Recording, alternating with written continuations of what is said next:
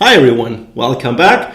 Now after looking at ngIf, in this video we're going to have a look at ngFor, which allows us to output something multiple times in our document. I'll start in my Structural Directive component here by adding a new section with a class of directive attached to it. So that's just for layouting here. And as I said, we'll have a look at ngFor. To demonstrate this, I'll also create a div here, and I will create an unordered list inside this div. And inside this list, I'll have a list item, but not only one. Let's say my class here, I have a property called list, which contains certain items like apple, milk, and bread. And then I want to output those items here.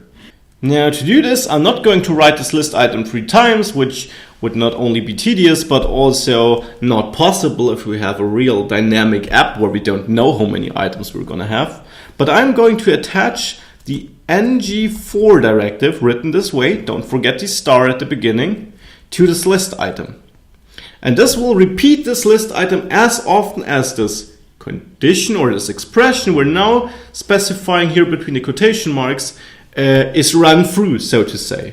So here I'm creating a local variable called item of list. So list here refers to this list property, and that is just the expression, well, the way we have to write it in the ngFor directive for it to understand it.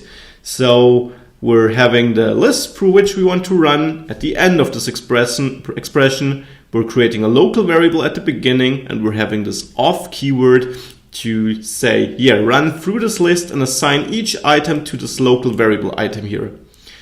And so in each iteration, we can then output this item, which will be, again, just the value of the current list item or of the list item in the current iteration. And as you can see, we now get our list output here in this unordered list style with the bullet points. That is how unordered list works. Now, if, for example, we also wanted to output the current iteration number, we could do this by adding a comma here and then binding our local variable I. The name is purely up to you, like it was here for item, by the way. The local variable names are purely up to you.